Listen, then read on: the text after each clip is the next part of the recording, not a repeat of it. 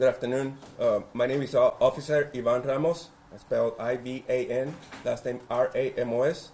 I'm joined by Detective Reynaldo Adame, R-E-Y-N-A-L-D-O, last name Adame, A-D-A-M-E, with the University of Texas at Austin Police Department. The University of Texas at Austin Police Department brought conclusion to the investigation of a shooting incident that took place on July 13, 2024, near the Moody Center at 2001 Robert Dedman Drive. On July 13, 2024, UTPD, alongside the Austin Police Department and the Texas Department of Public Safety, responded to reports of gunshots in the area. No injuries were reported, but surveillance footage captured a gunman firing randomly into a crowd of people near the venue. The suspect fled the scene and was not located. Officers collected bullet cartridge casings and submitted them into the National Integrated Ballistic Information Network, or NIBIN, a federal program that examines and cross-references ballistic evidence across jurisdictions.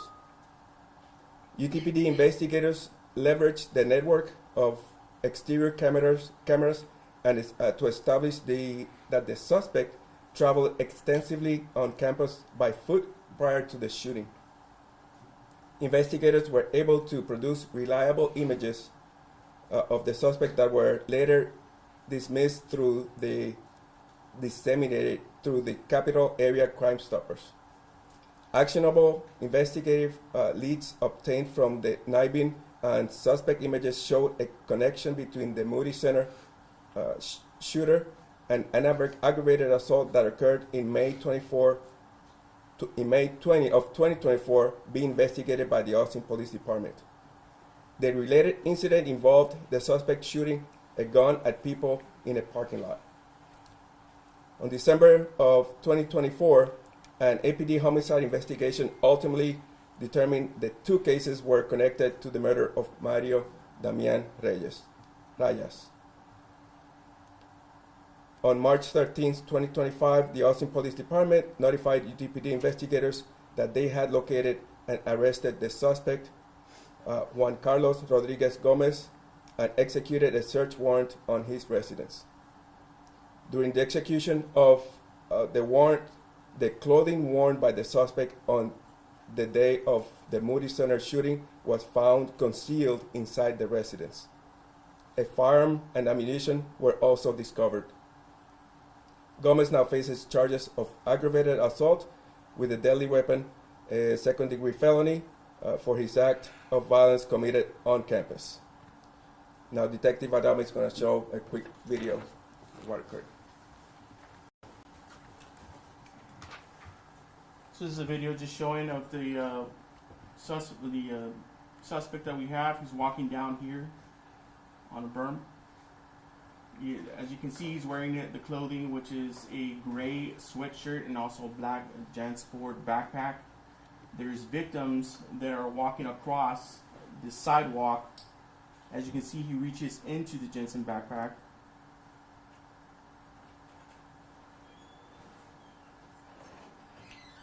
And this is where he discharges his firearm into that berm, and there's also projectiles that hit that building and also a golf cart that are there. It misses our victims that are there, but it shows the random shooting here.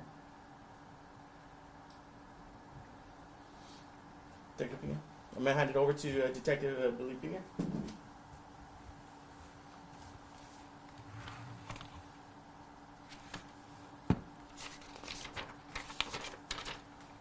All right, good afternoon. I'm Detective Israel Pina. That's I-S-R-A-E-L for the first name, P-I-N-A for the last name.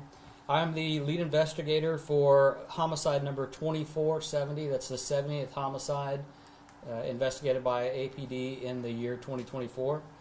This is documented under case number 24-361361. The victim in this case is a Mario Damian Reyes, 34 years old, and the suspect who is arrested, Juan Carlos Rodriguez Gomez, is a 26-year-old. This incident occurred December 21st, 2024 at approximately 9:25 p.m. at 2504 Huntwick Drive here in Austin, Texas. On that date, at that time, Austin 911 received multiple calls of shots fired in the area, as well as a person who had been shot inside a vehicle. APD officers Kirchberg and Alvarez arrived on scene and located the victim inside the vehicle with obvious trauma to his body, consistent with gunshot wounds. Mr. Rias was removed from the vehicle. Life-saving efforts were attempted, but he was ultimately pronounced deceased at 9:32 p.m. by Dr. Escott. APD homicide units and crime scene units were notified and responded directly to the scene, and the investigation had begun. During the investigation, we seized multiple items of evidence to include fire cartridge cases, which were ultimately entered into the NIBIN system, as discussed earlier. We also obtained a little bit later in the investigation some video of the shooting and of the suspect arriving on scene. On December 22nd, so the day after, we had received information that the NIBIN's links, we confirmed some NIBIN's links between our cartridge cases and two other investigations currently being conducted. One being the aggravated assault case investigated by APD, which occurred on May 26, 2024, off the 6700 block of Loyola Lane. The other being the UTPD aggravated assault case from July 13th, 2024. Using this information, I immediately contacted UTPD to discuss their case with them and see what evidence that they were able to recover and generate. They provided me with video that Detective Adame had gone through. I don't know how long it took him to go through, a long time of video. He identified a suspect, tracked his movements throughout campus, and he was able to provide me with a very, very clear picture of their suspect. I compared that picture with the suspect from our video, and they appeared to be the same person involved. That with the NIBIN link, we were pretty confident that that person was responsible for both offenses. I requested UTPD to allow us to release their picture, image of the suspect, since it was a daytime image, and it was a little more clear than our image was. After receiving permission, we put that out to the media that day. That resulted in a tip through Capital Area Crime Stoppers identifying the suspect as Juan Carlos Rodriguez Gomez. Once I received the name, I started looking through our involvement as well as other agencies' involvement with this subject, and identified several residences or previous addresses for Mr. Rodriguez Gomez in the area around where the homicide occurred, some of them being within just a block, one of them also being within that same complex. On the 15th of February, I located a close associate of Mr. Rodriguez Gomez and brought them in for an interview. They did not know what the interview was about. During that interview, I provided them with the picture from the UTPD video still, and they immediately identified the subject in that still as Juan Carlos Rodriguez Gomez. So that was our second confirmation on that suspect. That collectively, with the evidence gathered at the time, I issued an arrest warrant for Mr. Rodriguez Gomez on February 16th, 2025. And I passed that off to the Austin Police Department Tactical Intelligence Unit. That's our fugitive apprehension arm responsible for the research and apprehension of all of our violent offenders. On February 13th, 2025, APD TAC Intel located Mr. Rodriguez Gomez on a property out in Manor on Sparks Run Road. And along with the Lone Star Fugitive Task Force, APD Air 1, K9, and our Crime Gun Intelligence Unit, they attempted to arrest Mr. Rodriguez Gomez at his residence. Upon making contact, Mr. Rodriguez Gomez fled out of the back of the residence and evaded capture for approximately 30 minutes, to include swimming across a small body of water. And eventually he was ultimately placed in custody by those units. A search warrant was conducted on his residence, and during that search warrant, we located several items related to not just our homicide, but the UTPD campus shooting, as well as a burglary that occurred February 14th, 2024, investigated by the Austin Police Department. Those items were concealed in a small vent inside the suspect's bedroom.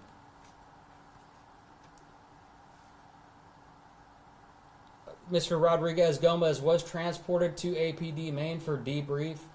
He provided no additional details into the case and just strong denials. Additional charges may be pending based off any connections we can put with any other cases that we are currently investigating. And that's all I have. Any other questions? Oh, I'm sorry. One more thing. I just want to highlight just the collaborative effort between all our agencies. Obviously, the biggest one being UTPD. Our ability to call them and them share case information. They provided us with our first and best lead on a suspect. The video images were crucial, and I applaud Detective Adame for the efforts he went through and just marking those videos, making it easy for me to find. Also, the units, the apprehension units, our APD tactical intelligence units, we would not have the success rate that we have in our unit without that particular unit to go and find our suspects and not just find them, but do the research and workups on them to locate them when they are hard to find. Mr. Gomez had a very, very small footprint for us to follow when it came to trying to track him down, and our intelligence unit, our TAC Intel units were really good at finding the little bits of information and ultimately leading to his arrest. Any questions? Can you verify the date of the warrant being issued and the actual arrest? Yes, February 16th, 2025 was the warrant issue date, and the arrest date was March 13th, 2025. Do we have a motive on what happened with the homicide and why was he on the UT campus during the shooting? Such a marker. Right. So for ours, up to this point, we cannot find any connection other than residents' proximity with the suspect. He didn't provide any information during debrief, and robbery was kind of ruled out because we didn't have, there were certain items of value that were still on scene. So we just don't know. Unless Mr. Rodriguez comes forward and tells us what his motive was, we really have no idea. Yes. Do you know how much is the bond that he needs to pay? Our bond is at $1 million. And I'm sorry, so you had a backup question for UTPD as well? Yeah, yes. Just why do you think he was on the UT campus? So, as Detective Pena said, it was connected through the shell casings. It was totally random. There was no connection to our actual victims we interviewed him, and there was no connection to the suspect, so we think it was a random as well. Any other questions at all? Any social media info on He does Mr. have social. Rodriguez? He does have social media. We're looking into that for any other information it can provide. Separate case, can you say anything about what happened with the Tesla incident yesterday? I cannot comment on that. Do you know if he has any mental problems? I do not. We kind of asked him about that, but he didn't provide any information or any diagnosis. It's not something I would discuss. Any other questions? no previous arrests or run-ins with APD that you're aware of, sir? He does have previous arrests with us. We're looking back at those cases again to see if how those charges were handled and if additional charges are going to be filed for any cases that are open and still under investigation. He had some in Bastrop County as well, right? Warrants or something? Yes, he did have some warrants out of Bastrop that he was also arrested for during during his apprehension for our homicide. Do you know what those were related to? I'm not going to speak on Bastrop's case. If you could reach out to them, I'm sure they'd be happy to discuss it with you. Thank you. Any info on the firearm background, who it belongs to? So, that brings up another good point. The firearm we did test. It did not come back to our homicide or the UTPD campus shooting. So there is the suspect firearm that's still out there. Another request to the public, if you've had contact with this individual, you've received a firearm from him or bought a firearm from him, we'd like to take a look at that. We would like to locate that firearm for sure. Yes, ma'am. How is going to be his process, knowing that he is an immigrant, Mhm. and he is now legally here in the United States. How are you going to manage that if it's with ICE or with another authority? So during our entire investigation, because of his small footprint, very limited social media addresses, things like that, phone records, we weren't even sure of his immigration status. I heard something in the media about his immigration status. I don't know. Again, that in itself is kind of transparent for APD.